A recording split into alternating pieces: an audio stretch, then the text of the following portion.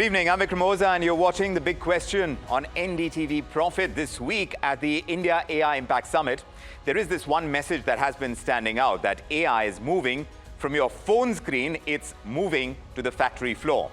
Yes, steel makers, they now run hundreds of AI models to improve quality and safety. There are manufacturers who are scaling predictive maintenance and digital twins and process automation. Logistics players, they're using AI and they're optimizing their supply chains in real time. So across corporate India, 76% of companies now expect Gen AI to deliver major business impact, and nearly half, they already have live use cases in production. Deployment speed is now the biggest driver of any AI decision. And yet, for millions of Indians, the most visible face of AI is still consumer tech. Social media algorithms, the recommendation engines, the creator tools, the generative AI apps.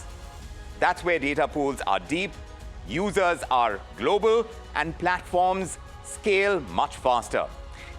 The government on its part is pushing hard on the infrastructure side. India's computer capacity is rising as part of the India AI mission. There is this massive policy focus on ethical AI, on health AI ecosystems, and yes, data platforms. Besides that big R&D push across agriculture, education, healthcare, and we all know the scale at which India's technology sector is growing.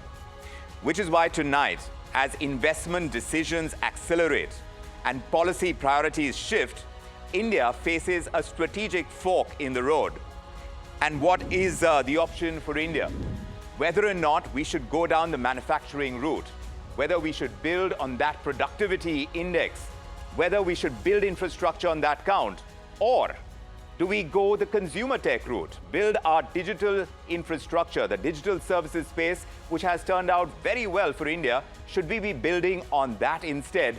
The platforms are there. Do we make them global?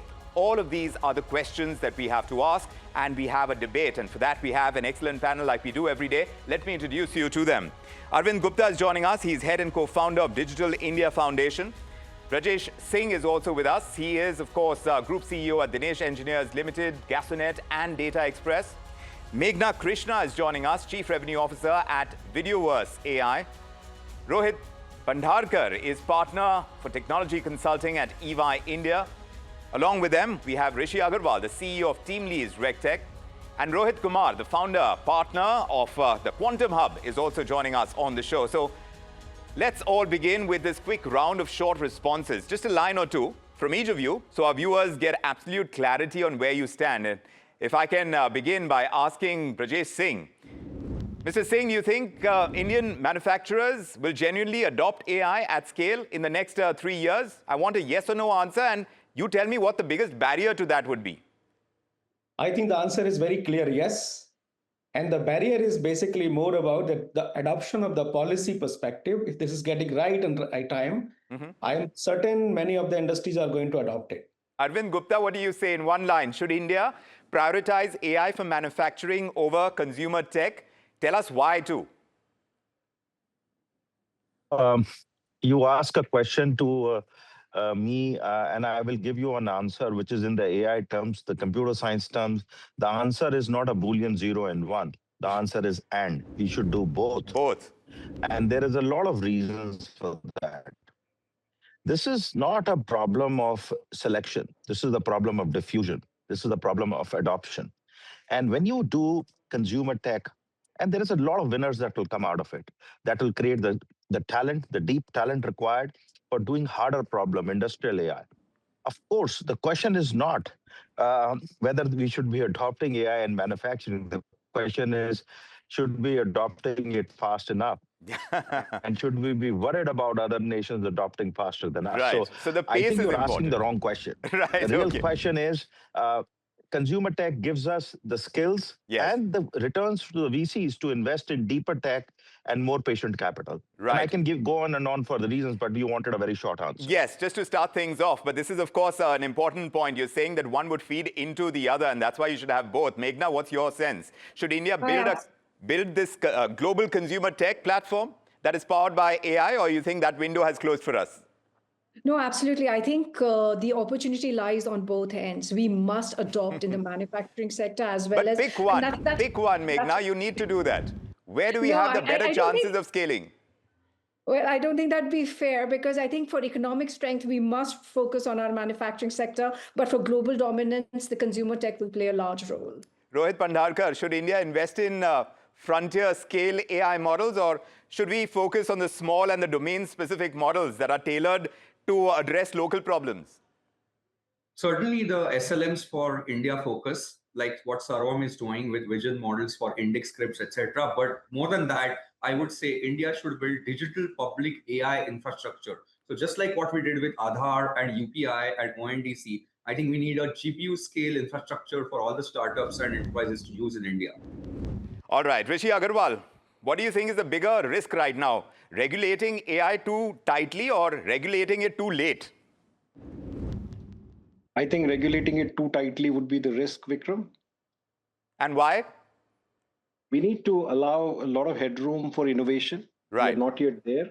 Consumer use cases have seen a lot of traction globally. Industrial use cases are just picking up. In general, India has not invested heavily in tech if you look at it from a rest of the world perspective. And this is our opportunity to let this tech power our margins, global competitiveness, cost, and quality. Fair enough. Rohit Kumar, let me ask you, if you had to pick one for India, if you had to do it in today's context, choose between cheap access to compute or high quality and clean data sets, what would matter more according to you for India? Cheap access to compute is what I would pick. Again, I do want to say that none of it is a dichotomy. All of this has to happen in parallel. So perhaps the question needs to change. But I would think that we will get our act together with the data. So it's only a matter of time. So this is a matter of time. It's about priorities. There's no taking away from the fact that we need both. Can we have both? Yeah. What should we place as a priority? Brajesh Singh, in heavy engineering and industrial services, are you seeing real bottom line impact from AI already? And is that impact more meaningful than what we are seeing in consumer tech? Indeed, I think if you look at overall contribution of adopting the AI is actually impacting bottom line significantly. There are cost advantage, there are margin, the efficiencies are improving.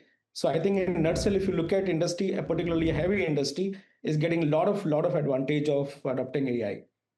Meghna, from the consumer AI and the media tech side, are we, in a sense, underestimating how powerful consumer platforms are in the way that they shape data, in the way they drive demand, and the global influence for India as well? Is that at stake?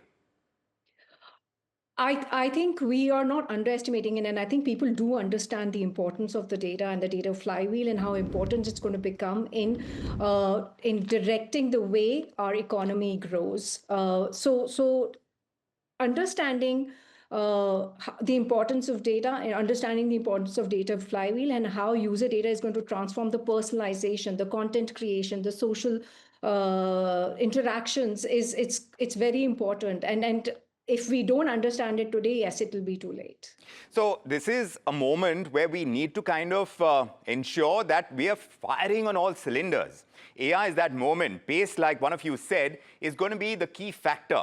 Now, where are you going to apply pace? Do they work at cross purposes at any point? Are we providing enough infrastructure for growth for both bits to kind of rise and scale?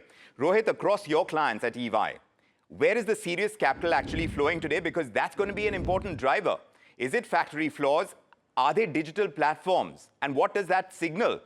When you see those capital flows, what is that signaling about the kind of priorities that India has placed when it comes to AI?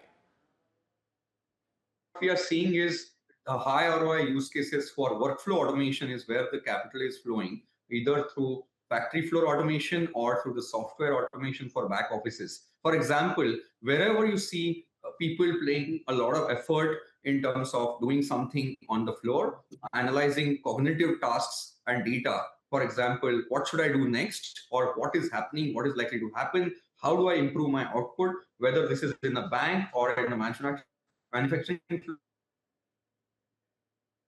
We seem to have a very patchy connection over there, and we'll try and rectify that. But just taking away from that point that Rohit is making, right now, Rishi, from this entire employment standpoint, which AI focus is actually generating the scalable opportunities for us? Because that's the important one for India's workforce. Is it the industrial transformation that we are working on? Is it the consumer tech growth? Is going to create a talent pipeline for India, Vikram, without enough number of bright minds sparked by the imagination that consumer AI is creating. You will not have a talent pipeline for industrial use cases. But long-term growth, our Prime Minister has laid a vision from Vikashsheel to Viksit in the next 20, 25 years. And if we have to get there, then we really have to get this talent right. And we have to start deploying AI at scale in various industrial use cases. For example, if you look at cost drivers, one of the biggest cost driver is logistics. The second one is power, and we can deploy AI at scale in optimizing the usage of each one of them, to making things faster, to reducing defect rate, to have Vision AI constantly monitor supply chains and production output so that the defect rate can go down, and hence it directly contributes to our bottom line, makes us more cost effective, more quality conscious. And that's how manufacturing globally is going to become the game for India. If you look at our production, we are at 16, 70%, 17% manufacturing contribution to GDP, and this has to change, and AI can help change that orbit. Are you in agreement, Arvind Gupta? You said you have a lot to say on this subject, but can AI change that entire ecosystem? Because manufacturing, as far as India goes, there has been a lag. As far as consumer tech is concerned, we've fired and we've done it very well. But let me take that across. Right now, we've got Rohit Pandharkar with us as well. How do you see it? Because there is going to be a push that the government needs to give. When you're trying to play the catch-up game on the manufacturing side, and we have all these FTAs that we are signing, we need to be competitive globally. When that push is coming through, are there incentives, are there opportunities for compute access and public data, which will be directed that much more aggressively towards strengthening of India's industrial AI backbone? Because you need that, otherwise we will not be able to play that catch-up game.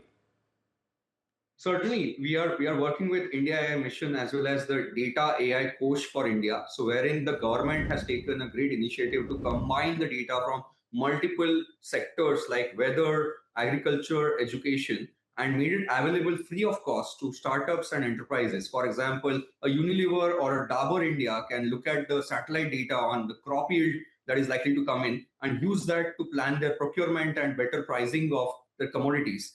At the same time, there is compute infrastructure being set up by India AI Mission, where you can get cheaper cost GPUs made available as compute infra for the LLMs to run. And both of these things, I think, is going to explore the adoption of AI and LLMs across the Indian enterprises for public good as well as the private enterprises. So we're talking about private enterprise, and at this time, you need that kind of platform to be able to kind of get that thrust moving so that we do the catch-up job quickly. Since you started off by saying Arvind Gupta is back with us, I wanted to ask you this as well. Do you think there is enough impetus from the policy side to give India the thrust that is required? So let me repeat this for your viewers and for the different panelists. As a policy, the job is adoption and diffusion, providing patient capital. We have two Startup India funds now, fund of fund schemes. 10,000 crores were allocated about 10 years ago, another 10,000 crore now. The RDI fund, which is 1 lakh crore fund, the government is providing funding, direct funding from its balance sheet. Three, we are providing through the AI mission another 10,000 crores GPU capacity credits, the AI Kosh, which is providing data sets. Now, after this, and the whole AI summit, what it has done, it's again inspiring youngsters, startups, and innovators. So what it is doing is, it's now the market forces will decide. The venture capitalists will decide, give some part of the fund to us, to consumer tech, some part of the fund to industrial AI, some part of the fund to physical AI, and talent will flow across. The talent that is required for this will flow across and solve the problems. Today, you have an Adani announcing a $100 billion investment in hyperscale AI infrastructure. You have L&T tying up with NVIDIA to make the fabrication happen in India. So there is a lot of things that work. I like a mutual fund. You don't pick one or two. You hedge your bets. As a country, we are hedging our bets across so many different things in AI.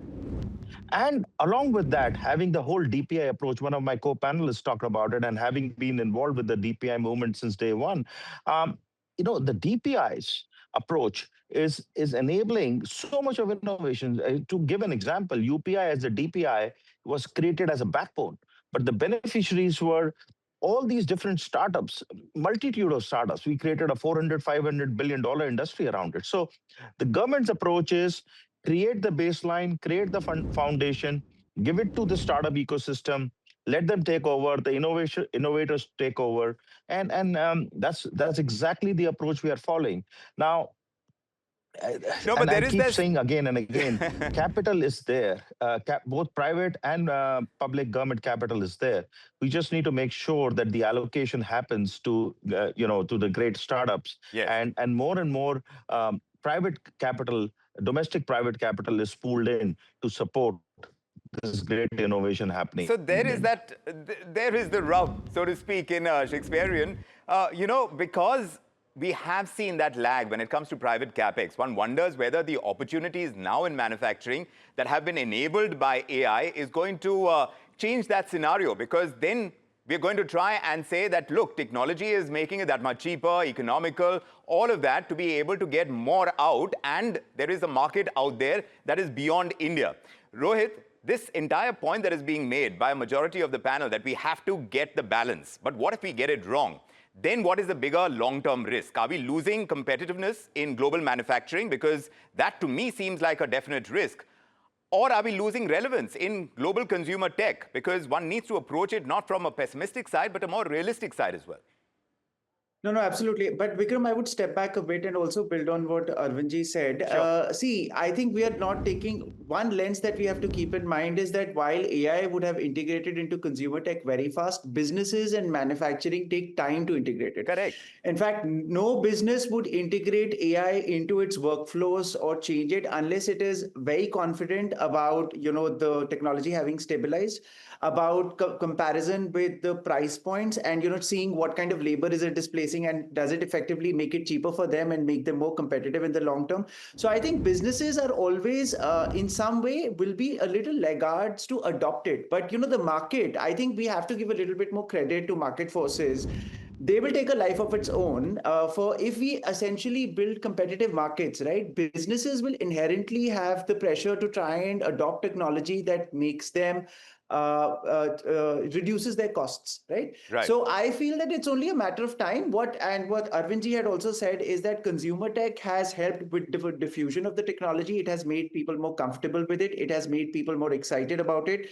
It has made people try it. Now the businesses are starting to enter into contracts. We also work with a lot of different tech firms, and we know that a lot of them are having conversations with different kinds of enterprises to see how this technology can be integrated. So I think you just have to give it a little bit of time, and you will start seeing this integration happening. Yes, and we are going to see it happen. How it can happen, how soon it can happen is an important point that we are discussing over here. And on that point about manufacturing taking a little longer to be able to build, since we have that much more to go, Brajesh, what is harder in practice? Is it about deploying AI in the legacy industrial systems, or is it easier to scale the AI products to millions of digital consumers? Which one is easier? I think there's no debate about being easier. I think both things go hand in hand. Adoption by the industry itself requires a lot of parameters. So you have to be ready with a lot of investment. You have to be ready with a lot of skilled workforce, which is not coming handy to me immediately. What we have been discussing today is that it is going to be a longer process in terms of getting the right workforce and changing our existing system. So to my understanding is that when we look at a heavier industry adopting AI, it is going to be a gradual process. You cannot just change everything overnight. But yes, faster adoption is certainly giving you a lot of cost advantage, yes, which I believe India being India, I mean, we have been demonstrating to the world that once we agree and there is a policy framework, there's a support coming from the financial sector, I think we can do better than the rest of the part of the world. So there is the cost effectiveness when you're pursuing something that is already working and you're going to build on that. We're taking UPI to the world and all of that. Rishi, in that sense, it seems like our talent is better geared when it comes to the tech ecosystem as well, because we're used to those exports. Yes, there is a lot of repurposing that one has to do because that business model is changing with AI, but I think the turnaround can be that much faster. But are we prepared, you think, to reskill workers at the pace that industrial AI would demand? And does consumer tech, does it offer a faster path to job absorption? Because that's a moving piece for India. So absolutely, I think Bikram, we really need to create a talent factory. A consumer tech has sparked people's imagination. Millions of Indian tech workers are already using it. Models such as Claude and Gemini and others are being used extensively for coding today. They're dabbling in this technology, and they are becoming ready for imagining new use cases for industrial era. Use cases like logistics optimization, power optimization, defect reduction, predictive analytics for failure rate reduction, preemptive maintenance, waste reduction. All of these are going to power the bottom line. If you look at what sells in the global market, it's a combination of cost and value that you create, cost and quality. How do you reduce cost? By reducing waste, by improving predictability, and so on. How do you improve quality? By constantly monitoring your outcome throughout the supply chain, so that you don't end up monitoring quality at the end of the assembly line. So if you do all of those use cases, which I think directly powers the bottom line, and the industrial sector should not have a problem deploying this, because they see line of sight to profitability and growth and better competitiveness and better volumes. All of those are music to the ears, both to manufacturers as well as the equity market. So to me, this is a no-brainer. Once we have a few success stories going, I see all the industrialists going after these use cases and massive amount of investments going there. I don't agree that GPU is a problem here, because this will become commoditized very quickly. We are already seeing huge investment. So we should not worry too much about infrastructure. Infrastructure is there, will be available at commodity pricing. We should worry about building applications on top of infrastructure. Building applications. Arvind Gupta, how are you placing India right now? You did mention the GPUs. We are adding 20,000 and there is massive expansion of public digital infrastructure. But is this compute push, according to you? Yes, we are hearing that it is going to be enough, but are you convinced to close that gap with countries who are betting big on frontier AI? How are we actually placed, according to you? See, I think that's a very fair question. When you invest, countries which are investing a lot of time, money, and effort on frontier models, foundational models, they need a larger compute. India, with this innovation arbitrage, has enough compute right now. But all of us will be proven wrong. There is no predictions, because compute will get commoditized. That's Moore's law. But on the other hand, we may need a lot more. So what we have envisaged is 38,000 GPUs under the India AI mission, about 50,000, let's say.